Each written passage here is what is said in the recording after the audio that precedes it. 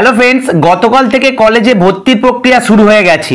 কিভাবে ভর্তি হতে হবে, কিভাবে পেমেন্ট করতে হবে সেই ভিডিও আমি আপলোড করে দিয়েছিলাম। কিন্তু ভর্তির সময় অনেক সমস্যার সম্মুখীন হচ্ছেন স্টুডেন্টরা। শয়ে শয়ে কমেন্ট এসেছে সেই ভিডিওতে। অনেকেই জানতে চাইছে আমার কোনো কলেজে নাম ওঠেনি, তাহলে কি আমি পরবর্তীকালে সুযোগ পাবো।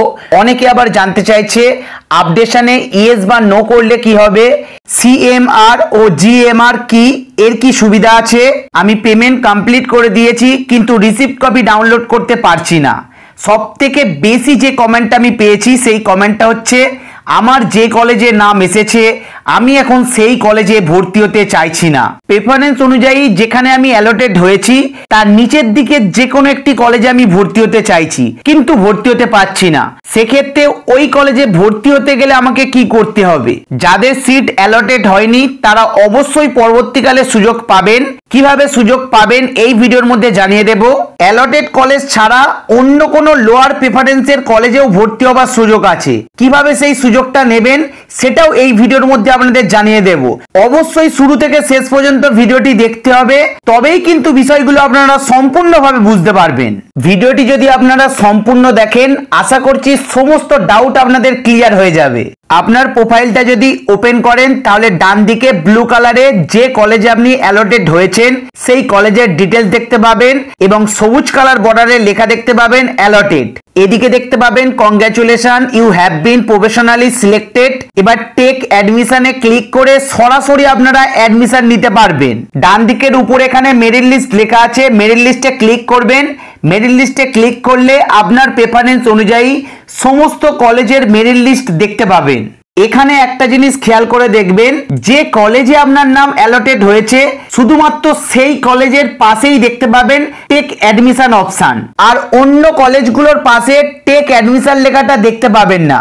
সেই সঙ্গে অন্য কোন কলেজে আপনার মেরিট লিস্ট অনুযায়ী নাম এসেছে কিনা সেটাও এখান থেকে দেখে আপনারা বুঝতে পারবেন না। তো এখান থেকে স্টুডেন্টরা যে সমস্যার সম্মুখীন হচ্ছে সেটা হচ্ছে তাদের পছন্দ অনুযায়ী কলেজে তারা ভর্তি হতে পারছে না। এক্ষেত্রে যার যে কলেজের নাম অ্যালটেড হয়েছে শুধুমাত্র সেই কলেজেই ভর্তি হবার সুযোগ থাকছে, অন্য কলেজে আর ভর্তি হবার কিন্তু সুযোগ থাকছে না। আপনারা হাজার চেষ্টা করলেও এই ফেজে কিন্তু আর অন্য কলেজে ভর্তি হতে পারবেন না। যদি এই ফেজেই অ্যাডমিশন নিতে চান তাহলে আপনার অ্যালটেড কলেজেই আপনাকে অ্যাডমিশন নিতে হবে। যারা অ্যালটেড কলেজ অনুযায়ী ভর্তি হতে চাইছেন না তাদের জন্য কিন্তু পরবর্তীকালে সুযোগ আছে। কিভাবে সেই সুযোগ পাবেন সমস্ত ডাউট ক্লিয়ার করার পর আপনাদের জানাবো, তাহলে কিন্তু বিষয়টা বুঝতে খুব সুবিধা হবে। এবারে চলে আসবো জিএমআর ও সিএমআর কি, এতে থেকে কি কি সুবিধা আমরা পাবো। জিএমআর কথার অর্থ জেনারেল মেরিট লিস্ট, যে লিস্টে ওভারঅল র্যাঙ্কিং দেখানো হচ্ছে। ক্লাস 12 এর নাম্বার অনুযায়ী ওভারঅল আপনি কত র্যাঙ্ক করেছেন সেটা এটার মাধ্যমে বোঝাচ্ছে। আর সিএমআর কথার অর্থ হচ্ছে ক্যাটাগরি মেরিট লিস্ট, যেখানে ক্যাটাগরি অনুযায়ী র্যাঙ্কিংটাকে আলাদা করে দেখানো হচ্ছে। ক্যাটাগরি অনুযায়ী বলতে রিজার্ভ সিটের কথা বলা হচ্ছে, EWS, SC, ST, OBC A, OBC B, handicap, সেই সব ক্যাটাগরি অনুযায়ী তাদের র্যাঙ্কিংটা এখানে বোঝানো হচ্ছে। ধরা যাক কেউ যদি এসসি ক্যান্ডিডেট হয়, তার যদি র্যাঙ্ক এখানে 8 হয় তাহলে বুঝতে হবে এসসি ক্যাটাগরি অনুযায়ী তার র্যাঙ্ক এসেছে 8। এই র্যাঙ্কটার সুবিধা হচ্ছে এই র্যাঙ্কটি দেখে আপনি বুঝতে পারবেন পরবর্তীকালে ওই পার্টিকুলার কলেজটাই আপনি চান্স পাবেন কিনা। তো কিভাবে ব্যাপারটা বুঝবেন একটু সহজভাবে আপনাদের দেখিয়ে দিই। আপনারা অ্যালটমেন্ট লিস্টের উপরে ক্লিক করবেন, ক্লিক করলেই আপনাদের সামনে অ্যালটমেন্ট লিস্টটা ওপেন হবে।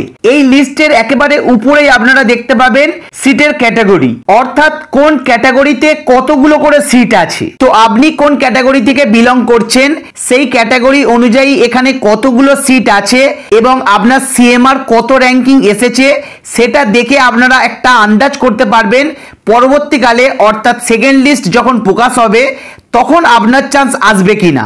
এবারে আসি আপডেশনের বিষয়টা। আপনারা যদি টেক অ্যাডমিশন অপশনের উপরে ক্লিক করেন তাহলে পরবর্তী পেজ ওপেন হবে। এখানে প্রথমেই পেয়ে যাবেন সিলেক্ট সিট। ড্রপ ডাউন মেনুতে ক্লিক করলেই আপনাদের ক্যাটাগরি অনুযায়ী অপশন পেয়ে যাবেন, অপশনটিকে সিলেক্ট করবেন। ঠিক তার পাশেই দেখতে পাবেন ডু ইউ ওয়ান্ট আপডেশন, অর্থাৎ আপনি কি আপডেশন চাইছেন। এখানে দুটো অপশন পাবেন, ইয়েস নো। যদি ইয়েস অপশন সিলেক্ট করেন তাহলে আপনার অ্যালটেড সিটের উপরে যে কলেজগুলো আছে পরবর্তীকালে অর্থাৎ যখন সেকেন্ড লিস্ট বেরোবে তখন কিন্তু আপনারা ওই সমস্ত কলেজে আপনাদের মেরিট লিস্ট অনুযায়ী নাম আসলে সেই সমস্ত কলেজগুলোতে আপডেট বা সুইচ করতে পারবেন। এখানে যদি আপনারা নো অপশনটিকে সিলেক্ট করেন তাহলে পরবর্তীকালে ওই কলেজ ছাড়া অন্য কোনো কলেজে আপনারা আর সুইচ করতে পারবেন না। এখানে একটা কথা মনে রাখবেন, প্রেফারেন্স অনুযায়ী অ্যালটেড হওয়া কলেজের উপরের কলেজগুলোতে আপনারা আপডেট বা সুইচ করতে পারবেন, কিন্তু কোনোভাবেই অ্যালটেড হওয়া কলেজের নিচের কলেজগুলোতে আপনারা আপডেট বা সুইচ করতে পারবেন না। উদাহরণ হিসাবে অন্য একটি প্রোফাইল ওপেন করে আপনাদের দেখানোর একটু চেষ্টা করব। এই প্রোফাইলের ক্যান্ডিডেটকে আমি অ্যাডমিট করার চেষ্টা করব। তো আমরা এখানে সিলেক্ট সিটের ড্রপ ডাউন মেনুতে ক্লিক করব। তো দেখুন ক্লিক করতে ওবিসি এ এবং আনরিজার্ভ দুটি অপশন এসেছে। আগের প্রোফাইলে একটি মাত্র অপশন আসছিল। এটার মানে হচ্ছে এই ক্যান্ডিডেট ওবিসি এ ক্যাটাগরি থেকেও চান্স পেয়েছে এবং জেনারেল ক্যাটাগরি থেকেও চান্স পেয়েছে। তো যে ক্যাটাগরির সিট আপনি রিজার্ভ করতে চান সেই ক্যাটাগরিকে সিলেক্ট করবেন এবং পাশেই চলে আসবেন do you want to upgradation. এই অপশনে আপনারা যদি দেখেন তাহলে দেখবেন নো অটোমেটিক সিলেক্ট করা আছে এবং নো এর বক্সটা ব্লার হয়ে আছে। এখানে আমরা বারবার ক্লিক করলেও কোনো অপশন ওপেন হচ্ছে না। তার কারণ একটু আপনাদের দেখানোর চেষ্টা করব। বন্ধুরা, এই ক্যান্ডিডেট তার প্রেফারেন্স লিস্ট অনুযায়ী প্রথম প্রেফারেন্সেই চান্স পেয়ে গেছে, তাই এই স্টুডেন্টটিকে পার্টিকুলার ওই কলেজেই ভর্তি হতে হবে এবং প্রেফারেন্স লিস্ট অনুযায়ী নিচের অন্য কোনো কলেজে ভর্তি হতে পারবে না। তার জন্য আপডেশন অপশানে অটোমেটিক নো সিলেক্ট করা আছে। এবারে যাদের কোনো কলেজেই নাম আসেনি অর্থাৎ সিট অ্যালটেড হয়নি, নট অ্যালটেড লেখা আছে, তাদের ক্ষেত্রে কিন্তু অনেক সুযোগ আছে। এরপর সেকেন্ড লিস্ট, থার্ড লিস্টও বেরোতে থাকবে। যে কোনো না যে কোনো একটা লিস্টে আপনারা চান্স অবশ্যই পেয়ে যাবেন। তার কারণ হচ্ছে টোটাল সিট হচ্ছে 9.5 লক্ষ। এবছরে আবেদন করেছে মাত্র 5 লক্ষ। 4.5 লক্ষ সিটে আবেদনই হয়নি, তাই অনেক কলেজে সিট ফাঁকা থাকবে। আপনারা যে কোনো না যে কোনো একটা কলেজে অবশ্যই চান্স পেয়ে যাবেন। এরপরে চলে আসবো আরো একটি গুরুত্বপূর্ণ বিষয়। আপনার অ্যালটেড হওয়া কলেজের উপরের কলেজগুলোতে প্রত্যেকটাতেই অ্যাপ্লাইড লেখা থাকবে এবং নিচের লেখাগুলোতে দেখবেন ভিন্ন ভিন্ন লেখা আছে। কোথাও লেখা আছে দেখবেন অ্যালটেড ইন হায়ার প্রেফারেন্স, কোথাও লেখা আছে দেখবেন মুভ টু হায়ার প্রেফারেন্স। তো যদি দেখেন অ্যালটেড ইন হায়ার প্রেফারেন্স লেখা আছে তাহলে বুঝবেন মেরিট লিস্ট অনুযায়ী ওই কলেজে আপনি র্যাঙ্ক করতে পারেননি। আর যদি দেখেন মুভ ইন হায়ার প্রেফারেন্স লেখা আছে তাহলে বুঝবেন মেরিট লিস্ট অনুযায়ী ওই কলেজেও আপনি চান্স পেয়েছেন, কিন্তু আপনার প্রেফারেন্স লিস্ট অনুযায়ী আপনাকে প্রথমের দিকে সুযোগ করে দেওয়া হয়েছে। এবারে যারা অ্যালটেড কলেজে ভর্তি হতে চাইছেন না, পরবর্তীকালে তাদেরও কাছে সুযোগ আছে। প্রথম ফেজে অর্থাৎ এই ফেজে কিন্তু তারা কোনো রকম সুযোগ পাবে না। তাদের ওই পার্টিকুলার যে কলেজে অ্যালটেড হয়েছে সেই কলেজেই ভর্তি হতে হবে। এই ফেজে যদি তারা ভর্তি না হয় তাহলে তাদের পুরো প্যানেলটাই ক্যান্সেল হয়ে যাবে। দ্বিতীয় ফেজে যখন আবার পুনরায় আবেদন শুরু হবে তখন আপনাদের আর আবেদন করতে হবে না। একই প্রোফাইলে লগ ইন করে কলেজ প্রেফারেন্স গুলোকে চেঞ্জ করে সাবমিট করে দেবেন, তাহলেই আপনাদের দ্বিতীয় ফেজে আবেদন করা হয়ে যাবে। এক্ষেত্রে একটু রিস্ক থেকে যাচ্ছে।